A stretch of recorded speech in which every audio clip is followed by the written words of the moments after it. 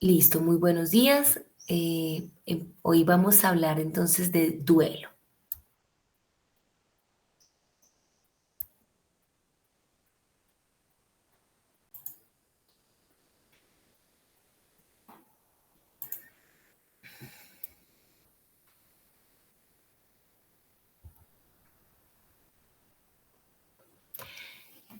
Para poder entender el duelo, voy a primero hablarles de las influencias culturales inadecuadas que generalmente tenemos los países latinoamericanos y bueno, y en muchos países del mundo.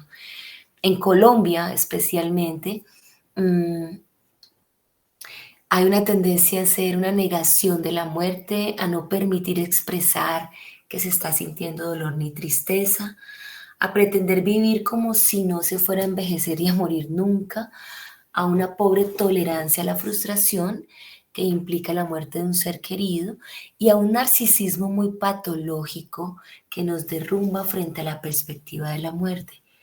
En nuestra cultura, a los niños les ocultamos ese dolor, la enfermedad, la soledad, la muerte, y a veces tendemos a sobrevalorar otro tipo de, mm, de situaciones como la belleza corporal, los triunfos materiales y la fuerza física.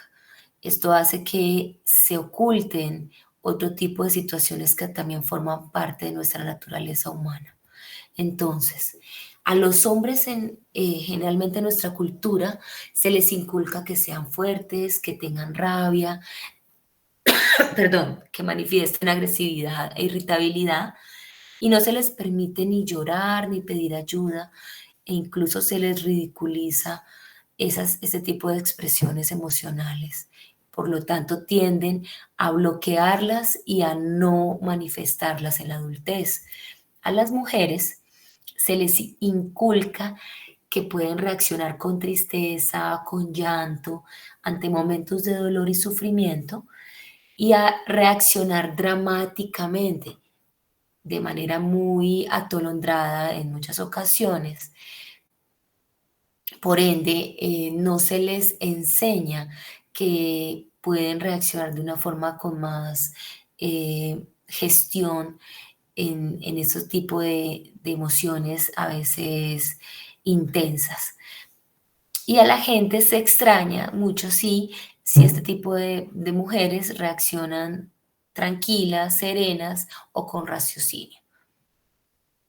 El colombiano promedio ante la muerte no piensa en temas ni dedica tiempo a esto y solamente cuando ya son muertes muy cercanas hacen algo de reflexión.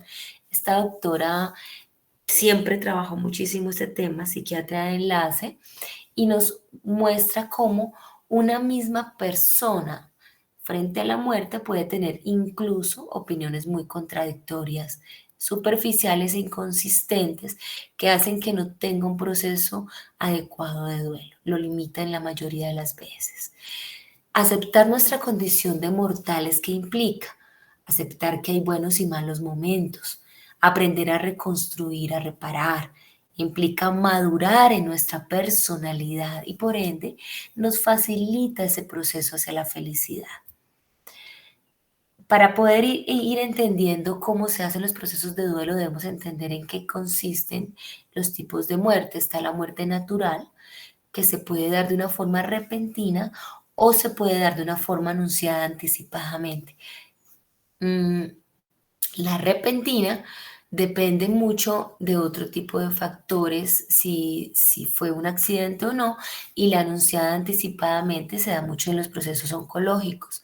La respuesta psíquica de este tipo de muerte depende de la experiencia de la enfermedad, la duración en el tiempo, los periodos de crisis, la fase terminal o la intensidad del sufrimiento del paciente.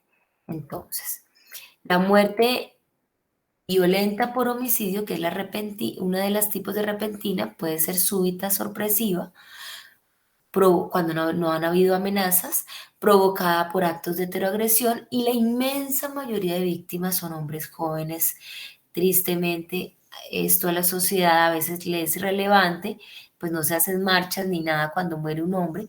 Cuando es una mujer es más, digamos, si se hace más, hay más conmoción social y esto hace que también los familiares, cuando son hombres los que han muerto de esta forma, hagan procesos más difíciles que cuando quien muere es una mujer, se hacen a veces duelos mucho más fáciles para las familias por este apoyo social. Entonces, aquí es importante entender que la respuesta psíquica depende también de si hay o no desfiguración, destrucción o mutilación del cuerpo, porque no es lo mismo cuando es un disparo a cuando el paciente, perdón, la persona que ha muerto ha sido mutilada o torturada previamente. Es mucho más difícil elaborar este dolor para las familias. Si la muerte ocurrió por factores prevenibles, si hay muertes múltiples, es decir, si también hubo muerte de otras personas o solamente una, y aquí es fundamental, si hubo no captura y castigo a quienes cometieron el homicidio, porque se siente como que hubo, digamos, justicia ante el evento y puede haber un proceso de duelo mucho más fácil para las familias. Tipos de muerte violenta accidental. Entonces, aquí es otro aspecto distinto, muy distinto, y es que la respuesta psíquica de los familiares depende de qué tan probable fue esa muerte, qué tan previsible fue esa muerte. No es lo mismo si fue, digamos, en una persona que iba en estado de embriaguez manejando el auto y se le dijo que no, se sabía que era un riesgo altísimo, o fue una persona que estaba trabajando, estaba en su casa y hubo un terremoto y pues fue un accidente, o no sé, en muchos casos ha pasado que se accidenta un carro y se meten en una casa, ahí es muy distinto, ¿sí? Fue muy poco probable y ocurrió ese tipo de muerte. Ya la muerte violenta por suicidio, hay otra respuesta psíquica distinta en los familiares y depende de tres factores muy importantes. Los suicidiólogos generalmente evalúan esto. Uno, la culpa del sobreviviente. Aquí es fundamental entender que esta culpa del sobreviviente debemos evaluar qué aspectos importantes estuvieron previos en la relación antes del suicidio. Aquí les voy a comentar un caso de un niño que siempre yo se los muestro a ustedes, a todos los estudiantes, y es que el niño tenía, el padre de este niño se había suicidado y él me decía en consulta que sentía que él era el que había llevado a que el papá lo hiciera. Yo siempre le preguntaba por qué y en una de las sesiones me dijo que cuando el papá ese día se iba a ir, le dijo que desayunara y él no quería desayunar nada, no tenía hambre y se sintió muy mal porque él cree que por no haberle hecho caso a que desayunara, él se había suicidado. Él tenía eso en su mente. Luego, claro, lo trabajamos en consulta y se pudo quitar ese proceso de culpa, pero así como este ejemplo que les acabo de traer, es muy frecuente en los sobrevivientes y en las familias tener sentimientos de culpa por cualquier motivo, a veces irrelevante y que uno sabe como adulto que eso no es la culpa de ese no es el motivo por el cual se suicidó, pero cuando está en la mente de quienes quedan, les generan procesos incluso traumáticos y de depresiones muy grandes. La evitabilidad, esto quiere decir hasta qué punto se pudo haber un proceso de evitar este caso de suicidio, es decir, si hubo depresiones, no se hicieron tratamientos, no se tomaba medicamentos, si hubo no valoraciones por psiquiatría, si se remitió a hospitalización y no se llevó, etcétera. La ambivalencia, cuando en muchos casos en las familias son pacientes a veces que han hecho múltiples actos de suicida previamente y las familias a veces están fatigadas y muy frecuentemente a veces hay deseos de que, perdón, si hagan el acto o si se suiciden, pero también está de que no quieren y por eso se da esa ambivalencia. Y a veces es frecuente mm, trastornos de ansiedad en este tipo de sobrevivientes y de este tipo de familias. Entonces, bueno, aquí voy a darles una definición que me gusta muchísimo de duelo. Es un sentimiento provocado por la muerte o pérdida de un ser querido. Aquí me estoy enfocando precisamente es en esto. Abarca signos y síntomas como una tristeza, recuerdos reiterativos de la persona, de la situación o pérdida, irritabilidad, hipoprosexia e insomnio en otros. Eh, Se configura muchas veces todos los síntomas de un cuadro depresivo y también es importante entender que no es en sí un cuadro depresivo porque se está dando posterior a una pérdida específica dolorosa. Esta otra definición me gusta porque es muy complementaria. El duelo es un proceso psicológico al cual nos enfrentamos, no solamente las pérdidas de personas, sino que principalmente son cosas o son situaciones que han sido muy dolorosas. Consiste en una adaptación emocional a estas. Se trata de una experiencia muy compleja que no solamente son problemas sociales, culturales, fisiológicos, cognitivos, sino también comportamentales. Esta otra definición de la doctora Kubler-Ross me gusta muchísimo porque la pérdida de cualquier objeto de apego provoca un duelo. Si bien la intensidad y las características de este pueden variar en gran medida en función del grado de una vinculación emocional o de la propia naturaleza de la pérdida.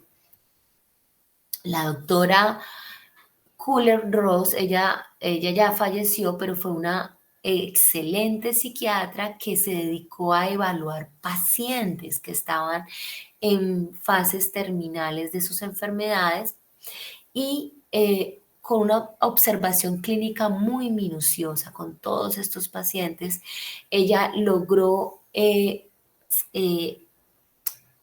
entender y plantear 5 fases de duelo. Esto puede variar mucho, no siempre tienen que ser así consecutivas, se pueden dar de una forma, digamos, eh, distinta, no tiene que ser en ese mismo orden que les voy a mostrar. Y en muchos casos se puede dar que a veces no se dé alguna de estas fases. Pero en general, ella pudo observar esto para que podamos entender. Muchos otros doctores se han basado en estas fases y dan otras y plantean otras situaciones, pero en general aquí la doctora Kohler-Ross nos logró dar esa luz para poder entender el duelo. Está la fase de negación que ella plantea, aunque en ocasiones esta fase del duelo implica estrictamente la negación de la pérdida, no siempre sucede, sino que se puede dar de un modo mucho más abstracto y difuso. Por ejemplo, se puede dar una negación de la importancia de la pérdida o de su carácter definitivo más que del hecho que se ha producido. Es decir, mmm, si muere un ser querido, muchas veces, a veces se siente como que no se quería tanto, o que no me duele tanto, o que yo ya lo había aceptado. Y, o en muchos casos, cuando uno le hacen un diagnóstico de una enfermedad muy grave, esto puede ser muy adaptativo y nos puede servir mucho, porque a veces uno busca una segunda opinión y muchas veces esto nos puede hasta incluso salvar la vida. Entonces, de cierta manera puede ser hasta muy adaptativo en estos casos. La fase de ira, porque a mí, esto es muy frecuente, porque me está pasando a mí y hay irritabilidad, el fin de la negación se va asociando ya a sentimientos de frustración y de pérdida y se está dando esta fase de la ira, que es como cuando la persona busca atribuir la culpa de la pérdida de algún factor, como puede ser otra persona, que es muy frecuente que a nosotros los médicos en esta fase de ira, cuando muere alguien o cuando alguien se entera de una enfermedad, pues nos echan la culpa a nosotros, la ira es hacia nosotros. Y para que ustedes como médicos no se sientan mal, es sencillamente una fase que está pasando el paciente, ¿sí? El proceso de duelo implica ya la superación de esta fase de enfado, que son intentos muy psicológicos naturales, pero muy futiles, y nada será igual que antes de la pérdida. Eso es algo muy claro que se está dando. Ya en una fase de negación, la persona guarda la esperanza de poder influir de algún modo en la situación y de poder hacer algo. Se hacen como trueques emocionales, a veces se dice, si yo hago esto, entonces obtendré esto.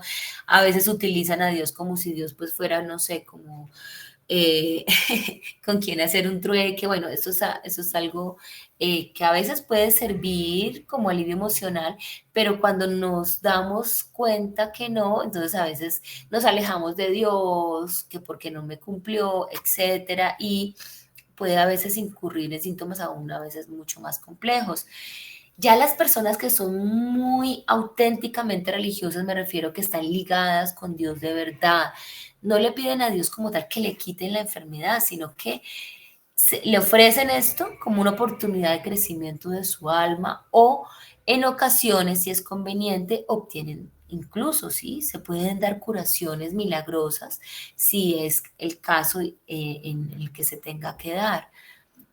La fase de depresión, ya la persona empieza a asumir de forma definitiva la realidad de la pérdida y ello genera sentimientos de tristeza. Ojo, cuidado, mis queridos estudiantes, aquí es importante.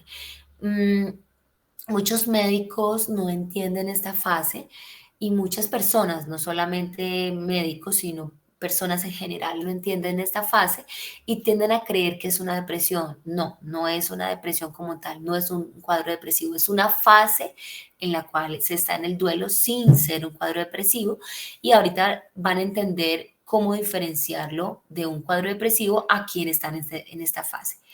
Mm, Luego ya viene la fase de aceptación, que es después de estas fases llega el proceso en donde se da la calma como tal, se integra todo esto asociado a una comprensión de la muerte, de otras pérdidas, como procesos naturales de nuestra vida humana. En esta fase se relaciona con la comprensión de la inevitabilidad de la pérdida y de los procesos de duelo en la existencia terrena. En los casos en los que el duelo es debido a una enfermedad terminal, suelen darse reflexiones con respecto a la propia vida, y se hace una retrospectiva una vez se acerca al final. Entonces se llega, digamos, a un proceso de muerte como muy tranquilo, en donde se ha resuelto muchas cosas y hay una calma de verdad mucho más profunda.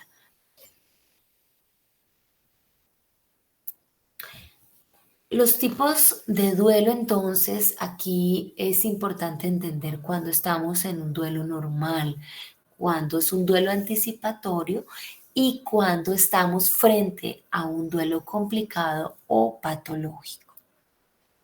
Entonces, la muerte de un ser amado es una de las cosas más dolorosas, o una de las experiencias que podemos sufrir, especialmente de los estudios que he revisado, es que el cónyuge o de un hijo es una de las cosas más fuertes, y hasta un 8% de los niños pierden un progenitor antes de los 15 años. Por eso es importante que se resuelva este tipo de duelos eh, para la adultez. La muerte o la pérdida de un progenitor es una pérdida muy traumática que arriesga el sentido de seguridad del niño. Puede tener efectos adversos a largo plazo. Si esto no se resuelve de una forma adecuada, no se hace una intervención psicoterapéutica adecuada, se puede llevar a una personalidad insegura en la adultez, muy pusilánime, tendencias a trastornos depresivos, ansiosos y tendencia al consumo de sustancias psicotóxicas si no se recibe un proceso psicoterapéutico a tiempo.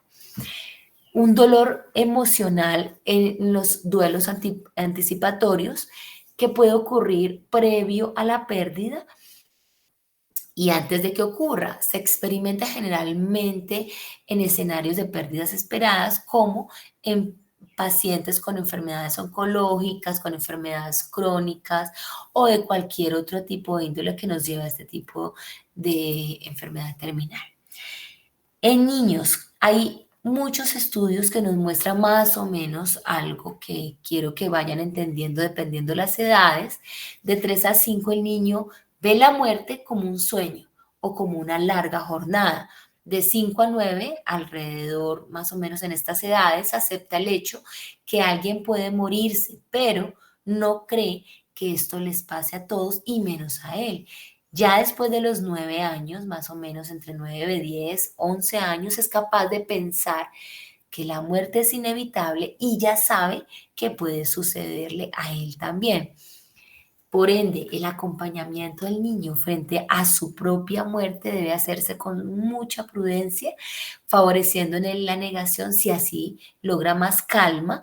Y la reacción emocional a la muerte en un niño depende de su madurez emocional, cognitiva, de sus creencias, de su red de apoyo y del entendimiento de la muerte.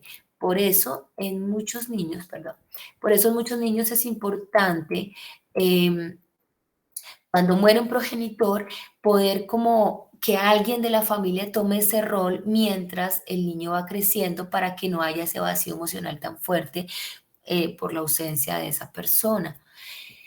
El doctor Freud, Sigmund Freud, ¿qué nos muestra y qué nos dice? El duelo es la respuesta a la pérdida. El objeto amado recibe muchas proyecciones de nosotros mismos, se carga de muchos elementos que son nuestros en realidad y por eso cuando se va sentimos que se va una parte de nosotros, como si nos arrancaran una parte de nosotros mismos.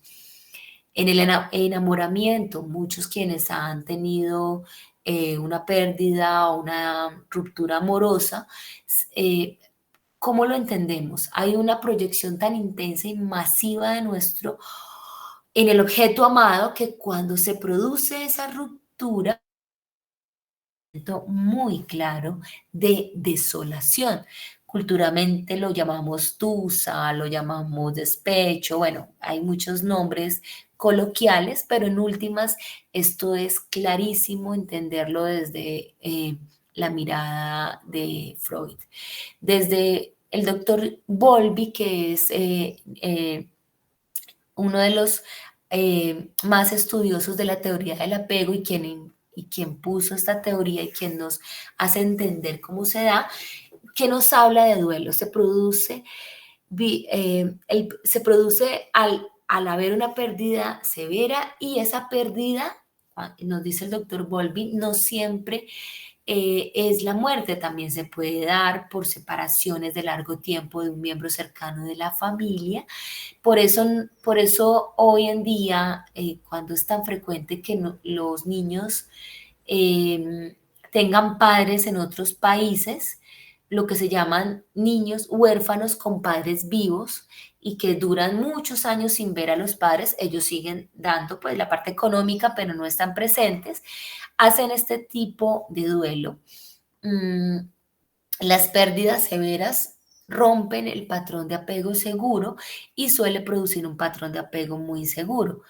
Por eso a veces con estos niños y con estos padres que están en otros países, aunque manden la parte económica o sean proveedores económicos, al no estar presentes, si llegan a los 3 4 años, pues el niño no va a estar desbordado, ya ha hecho este duelo y ya se ha hecho el proceso de desapego. Entonces, no hay por qué sorprenderse de que el apego lo hace más con la abuela que está acá o la tía o la persona que esté aquí presencialmente.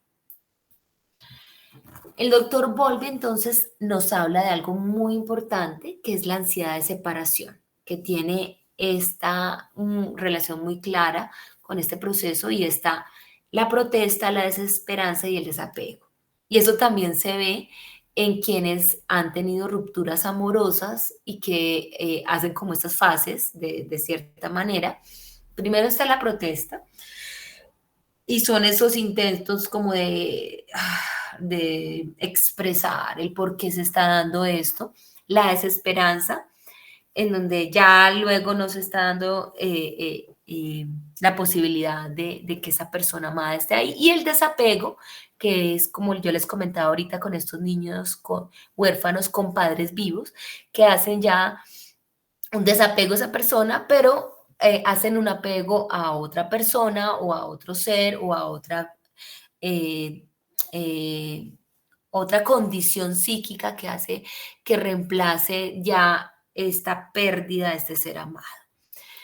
El doctor Bowlby entonces se hizo muchos experimentos y nos planteaba, dado que los niños pequeños no son aún capaces de hacer un razonamiento de la pérdida, por ende, pueden hacer una incapacidad para confiar en otras personas o una tendencia a pegarse de una forma muy ansiosa y hacer apegos muy inseguros. Por eso en estos niños que yo les mencionaba, niños huérfanos con padres vivos, si no se hace un proceso muy adecuado, pueden hacer incluso apegos a la comida, mucho más fácil hacer apegos, problemas de trastornos de alimentación o problemas eh, lo que se llaman conductas muy compulsivas de estar comprando muchos objetos o incluso hacer apego a conductas de riesgo como ser muy promiscuos o también de sustancias psicotóxicas, si no se hace un proceso de psicoterapia adecuada. La separación que implica la pérdida podría llevar entonces, como le decía, a todo esto e incluso también a tener problemas en crecimientos y en procesos como tal de neurodesarrollo desde la infancia y problemas de aprendizaje. Entonces, en este tipo de niños que hacen este tipo de procesos de desapego y que hacen estas pérdidas muy tempranas, ya sea que se mueran los padres físicamente o que se mueran simbólicamente, requieren un proceso muy psicoterapéutico temprano para evitar consecuencias mayores en la adolescencia o la juventud. ¿Qué nos plantea el doctor Piaget? Entonces, en su teoría con respecto al apego y a todo lo que ha evaluado con los niños y evaluó con los niños, ayuda a entender cómo se acercan a la muerte de los niños de 3 o menores, o sea, mucho más pequeños y hasta están en un estadio muy preoperacional, que entienden la muerte como inmovilidad, estar muertos, estar quieto. Entonces, a estos niños más pequeños podemos explicarles la muerte de una forma muy clara, entonces, porque ellos se angustian.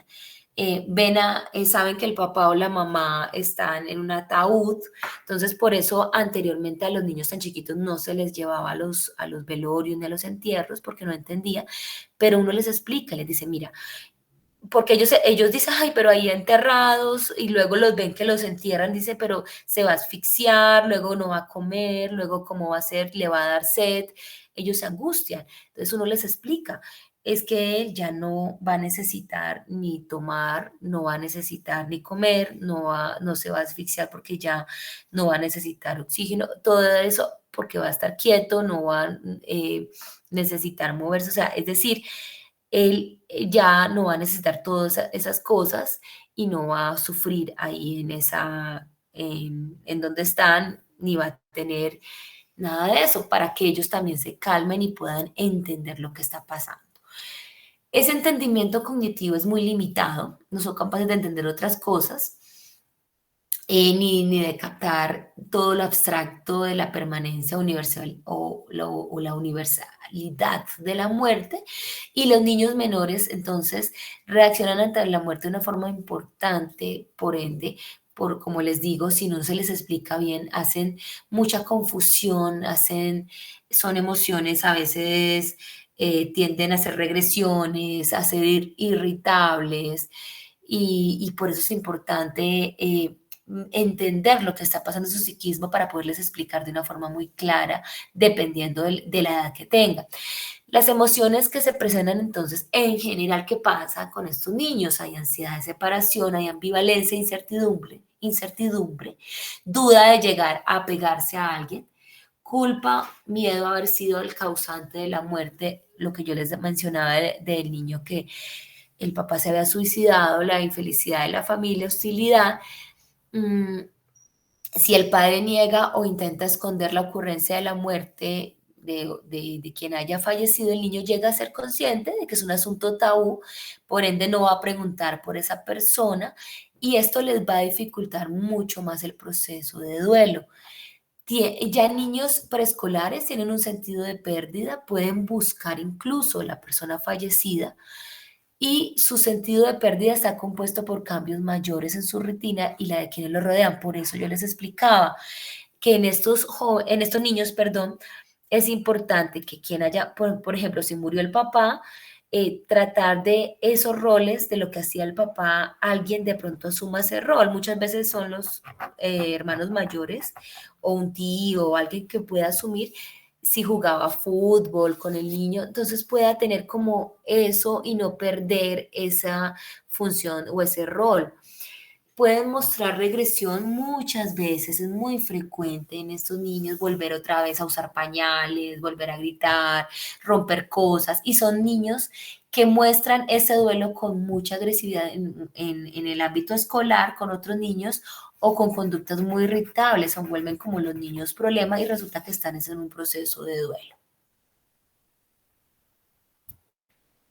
Ya en escolares, la expresión y la reactivación de temores infantiles, entonces hay terrores nocturnos, hay problemas, hay enuresis en la mayoría, en muchos casos, insomnios, pesadillas, buscan el colecho con los padres o personas que estén a cargo, incrementan los tics, las cefaleas, los dolores musculares, los accesos de tos y manifestaciones psíquicas. Tienden a somatizar muchas veces este sufrimiento psíquico y es muy frecuente que los pediatras los tengan con frecuencia. Dificultades en la atención, en la concentración, en la memoria, y esto hace que tengan problemas escolares, ansiedades de separación, disminución del rendimiento académico, preocupación sobre que la posible muerte o vulnerabilidad física de quienes todavía están vivos. Aislamientos sociales son niños que tienen a ser muy vulnerables o a ser presa fácil de matones, de acosadores, de que les hagan bullying, precisamente por esta vulnerabilidad. En adolescentes suelen aislarse de las actividades familiares y buscar soportes en sus pares. La muerte permite al adolescente en duelo preguntarse sobre el significado de la vida y replantearse sus metas e intereses. Hay riesgo de que tomen comportamientos de riesgo, como incurrir en conductas muy temerarias, andar rápido en el auto, en la bicicleta, ingerir psicotóxicos, pueden tener conductas muy desafiantes con profesores, con figuras de autoridad, tienen capacidad de pensamiento lógico abstracto al menos mucho mejor que, pues, o mucho más fácil de entender muchas situaciones de muerte que los niños más pequeños.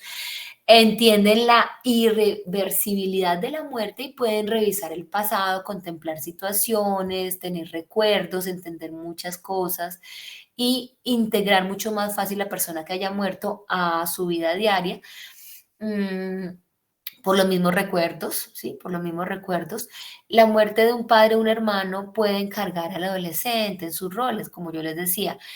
Si bien es cierto que ese rol le serviría mucho al niño pequeño que lo suma, pero para el adolescente que está asumiendo ese rol muchas veces puede ser lo que decimos como una maduración rápida, entonces hace que ya tenga roles incluso de adulto desde edades muy tempranas y esto a veces les dificulta muchas situaciones y muchas relaciones con otros compañeros y los pone en riesgo de empezar a tener conductas eh, mucho más desadaptativas porque empiezan mucho más fácil a tener conductas eh, de consumo en muchos casos. Entonces, si no se maneja a tiempo y se nos hace un buen proceso de psicoterapia.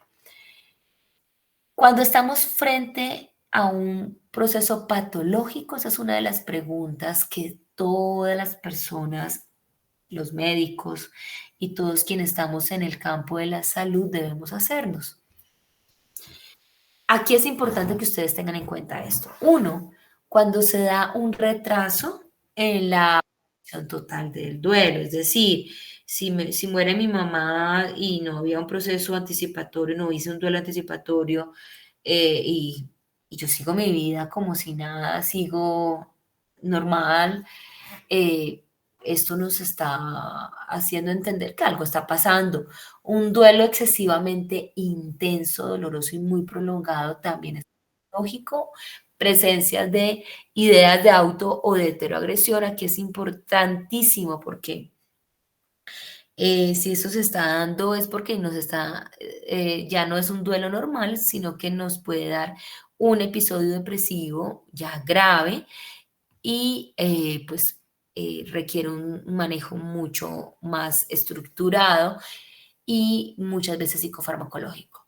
Presencia de síntomas psicóticos, inicio de consumo de sustancias psicotóxicas, esto no tiene por qué darse en un duelo normal, conductas de riesgo como promiscuidad y conductas potenciales suicidas, también esto no tiene por qué darse en un riesgo perdón, en un duelo normal. ¿Listo? Mm,